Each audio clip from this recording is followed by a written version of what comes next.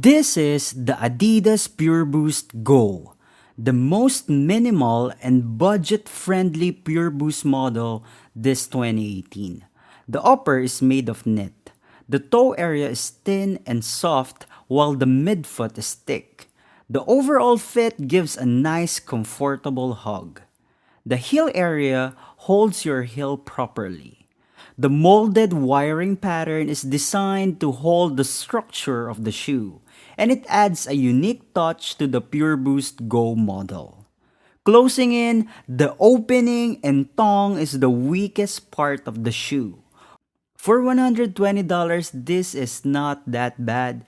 If you're planning to buy one, go true to size.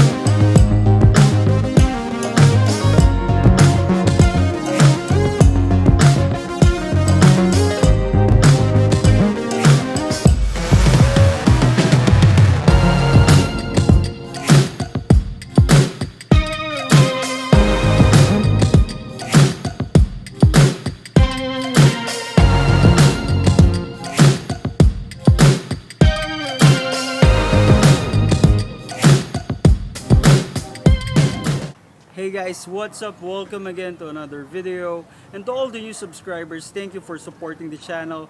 And if you haven't yet subscribed, please do. To all the people who are giving comments, suggestions, and feedbacks, I do appreciate it. And to the person that I met last week, thank you sir for approaching me. This is the Adidas PureBoost Go. And yes, it's just $120. But I would say that the other PureBoost model that is around $140 or 7,500 pesos, this is just 6,000 pesos, which is much budget friendly. But compared to the materials of the $140 like the DPR, the Clima, and the regular PureBoost, it is much better because of the materials. But if you just want a secondary running shoe, or you just only have a $120 or 6,000 peso budget, this is not that bad. Yes, this is not that bad. I like the overall fit, how it hugs your foot. It's really nice. This toe box area, it's like it is like a prime knit because it's snug. It is a bit snug, but it gives you just the right containment on the foot and on the lockdown here at the mid part area.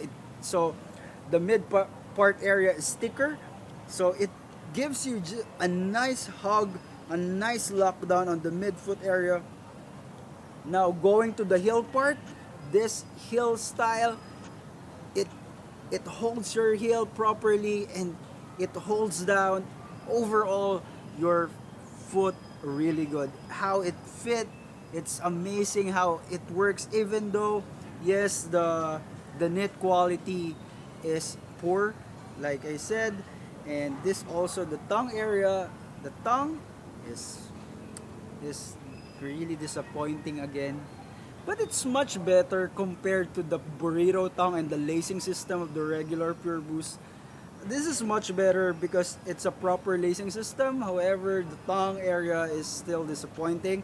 I also like this wire tape design that holds the construction or the structure of the heel part and the toe area.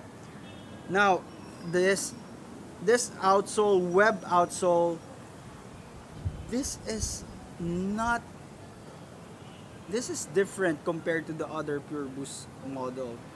This is not that great compared to the other PureBoost model. However, this shoe is not that bad for $120 because number one, it hugs your foot, very comfortable. The Boost midsole is something that I'm addicted to it because it's light, it's comfy, it's a it's also a great lifestyle shoe. So it's simple and very minimal. So if you like that idea, you have only $120 budget, 6,000 pesos. This is not that bad. Now, we compared to the Nike Odyssey React, which is also around at $120. That has a mesh material. Compared to this is much lighter, but this is much lighter and comfortable. But the Nike Odyssey React is much durable. So, if you're thinking of buying one, which one will you prefer? Lighter and comfortable, Pure Boost Go, or the Nike React Odyssey, which is around also 6,000 pesos, which is durable. So thank you guys for watching the video. I hope you like it, and this is not that bad. Again, I like this shoe.